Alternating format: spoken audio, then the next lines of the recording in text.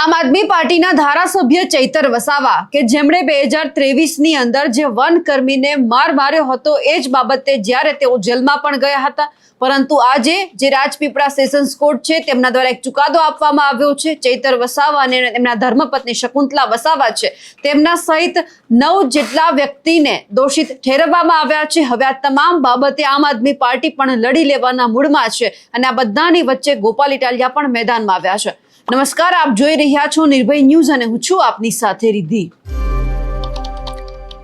વર્ષ 2023 કે જ્યારે વનકર્મીને માર મારવાના કેસમાં અને એક રાઉન્ડ ફાયરિંગ કરવાના કેસમાં જે ચૈતર વસાવા છે એ સૌથી પહેલા અંડરગ્રાઉન્ડ થઈ ગયા હતા અને પછી તેમણે આત્મસમર્પણ કર્યું હતું. તેઓ જેલમાં પણ ગયા હતા. 50 દિવસ બાદ તેમને જેલ મુક્ત કરવામાં આવ્યા હતા અને હવે એ જ કેસની અંદર ચૈતર વસાવા, તેમના ધર્મપત્ની શકુંતલા વસાવા છે, એમના સહિત 9 જેટલા જે વ્યક્તિઓ છે તેમને હવે આરોપી તરીકે દોષિત છે તે જાહેર કરી દેવામાં આવ્યા છે. હવે સવાલ એ થઈ રહ્યો છે કે હવે જે આગલી સુનાવણી છે ત્યાં સુધી તમામ લોકો છે એ રાહ જોઈને બેઠા છે કે હવે આ કેસમાં શું થવાનું છે, કારણ કે ચૈતર વસાવાને જો 3 વર્ષથી વધારે સજા ફટકારવામાં આવે તો પછી આવનારી વિધાનસભા કે લોકસભાની ચૂંટણી છે તે લડી નથી શકવાના, એટલા માટે કે 6 વર્ષ માટે તેમને સસ્પેન્ડ પણ કરવામાં આવી શકે છે. એટલે હવે ચૈતર વસાવા અને તેમનો પરિવાર છે, આમ આદમી પાર્ટી શું કરે છે, હવે તે જ બાબતે આમ આદમી પાર્ટીના વિસાવદરના ધારાસભ્ય ગોપાલ ઇટાલિયા મેદાનમાં આવ્યા છે. તેઓ શું કહી રહ્યા છે તે પણ સાંભળી લઈએ.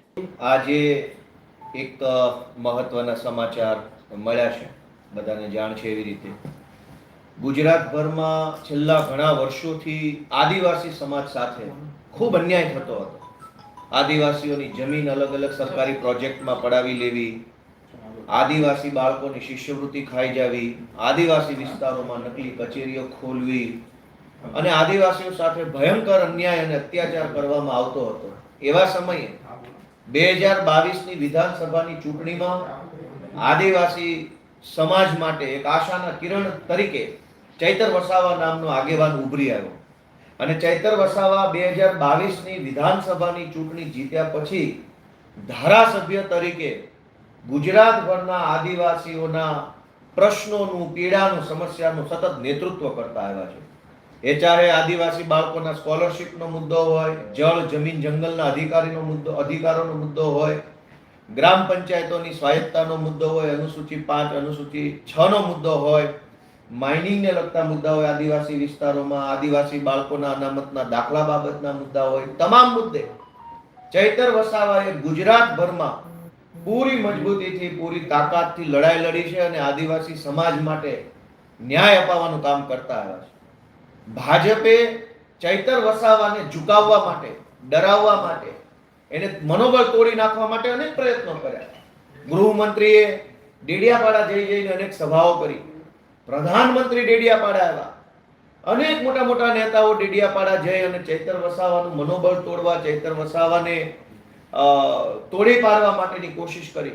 પણ ચૈતરભાઈ વસાવા બિરસા મુંડાના વારસદાર છે, વંશજ છે, કે ભાજપ સામે ઝૂક્યા નહીં અને એટલે ભાજપે સરકારી મશીનરીનો ખોટો ઉપયોગ કર્યો. એક સરકારી ખોટો ફરિયાદી ઉભો કર્યો, સરકારી પંચ, સરકારી વકીલ, સરકારી પોલીસ અને બધા સરકારી માણસોએ ભેગા મળી 2 વર્ષ પહેલા ચૈતર વસાવાની સામે ખોટું પ્રપંચ ઊભું કર્યું. ચૈતરભાઈને જેલમાં નાખવામાં આવ્યા અને જેલની અંદર પણ ભાજપ તરફથી એને એવું સામદામ કરવામાં આવ્યું કે ભાઈ તમે પક્ષ પલટો કરી લો તો તકલીફ નહીં પડે. પણ ચૈતર વસાવા ફાઇટર છે. એ આદિવાસી સમાજ માટે, ગુજરાતના લોકો માટે લડવા વાળો માણસ છે, ઝૂકવા વાળો નથી.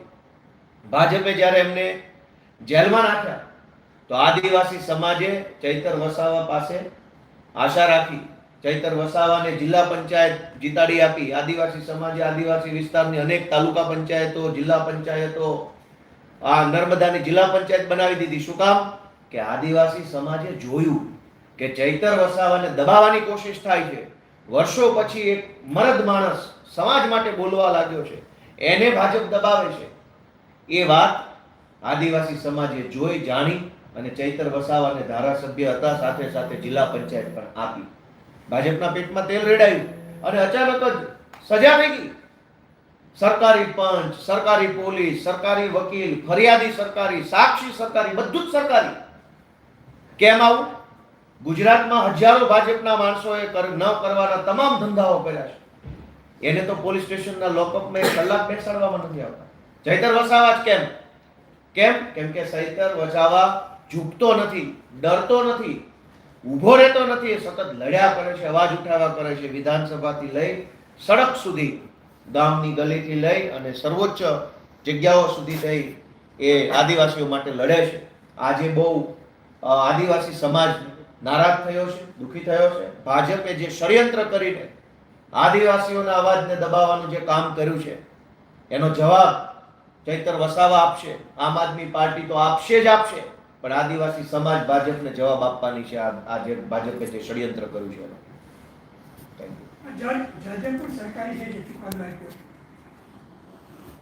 સાક્ષી સરકારી, પોલીસ સરકારી, ફરિયાદી સરકારી, વિટનેસીસ બધા સરકારી, પંચનામું સરકારી, બધું જ સરકારી છે. તો સ્વાભાવિક છે કે આખું ષડયંત્ર ઊભું કરવામાં આવ્યું છે ચૈતર વસાવાની વિરુદ્ધમાં. ચૈતર વસાવાને કહેવામાં આવ્યું હતું ભાજપ દ્વારા કે પાર્ટી બદલી નાખો, બધું સારું થઈ જશે. પાર્ટી બદલી હોત તો આ ચુકાદો ન આવે. એનો અર્થ એ થયો કે ચૈતર વસાવાને ફસાવવા માટે સરકારી તંત્રનો દુરુપયોગ કરવામાં આવ્યો છે અને કોઈ પણ રીતે ચૈતર વસાવા એની રાજકીય કારકિર્દી ખતમ થઈ જાય, ચૈતર વસાવા આદિવાસીઓ માટે બોલતો બંધ થઈ જાય, ચૈતરભાઈ મુદ્દા ઉઠાવતા બંધ થાય, એનું મોઢું બંધ કરવા માટે, એને ઝુકાવી દેવા માટે, એની રાજનીતિ બરબાદ કરવા માટે થઈ આ ષડયંત્ર કર્યું છે. પણ અમે આમ આદમી પાર્ટી, અમારી આખી ટીમ ચૈતરભાઈ વસાવાની સાથે છે, આદિવાસી સમાજ ચૈતરભાઈની સાથે છે. ભાજપ સામે અમે ઝૂકવાના નથી ક્યારેય. ગોપાલભાઈ, આપ વકીલ એડવોકેટ છો, ખાસ જ્યારે 7 વર્ષની સજા પડી છે તો ધારાસભ્ય પદ પણ એમનું જોખમમાં છે. હવે પછી કાનૂની રસ્તો પાર્ટી કઈ રીતે અપનાવવાના છે? હાઈકોર્ટમાં, સુપ્રીમમાં કઈ રીતે? અમારા સુપ્રીમ કોર્ટની એડવોકેટ્સની ટીમ અત્યારે સક્રિય છે દિલ્હીથી. અમારા ગુજરાત હાઈકોર્ટના એડવોકેટ્સ પુનિતભાઈ જુનેજા, ઓમભાઈ કોટવાલ, દિવ્યેશભાઈ સહિતની અમારી ટીમ, પ્રણવભાઈ, બધા એક્ટિવ છે. હું પોતે પણ આમાં એક્ટિવ છું. જે કંઈ પણ કાયદાકીય રસ્તાઓ અમારી પાસે છે એ રસ્તાઓના માધ્યમથી અમે ઉપરની અદાલત, એના ઉપરની જ્યાં જવું પડશે ત્યાં જઈશું અને ન્યાયતંત્ર પાસેથી થોડા ઘણા ન્યાયની અપેક્ષા રાખીશું. પણ આખો ઘટનાક્રમ છે એ ભાજપ પ્રેરિત ઘટનાક્રમ છે. ચૈતર વસાવા જ કેમ, ગુજરાતના ઇતિહાસમાં અનેક કાંડ, કૌભાંડ ને દુર્ઘટનાઓ બની છે, હજારો ઘટના બની છે, કોઈને સજા નહીં, સજા માત્ર ચૈતર વસાવાને. આ સજા શેની છે? આદિવાસીઓ માટે, ગુજરાત માટે બોલવાની સજા થઈ ચૈતર વસાવાને, અવાજ ઉઠાવવાની સજા થઈ, ભાજપ સામે નહીં ઝૂકવાની સજા થઈ છે, સરેન્ડર નહીં થવાની સજા થઈ. પણ અમે લડી લઈશું. આવું તો ઘણા બધા નબળા સમયને, નબળા સંજોગોને અમે જોયા છે. આમાંથી પણ બહાર આવશે ચૈતરભાઈ. અમે બધા ભેગા મળીને લડીશું અને ચૈતરભાઈ ગુજરાતનો હીરો છે, એ હંમેશા આગળ વધતા રહેશે.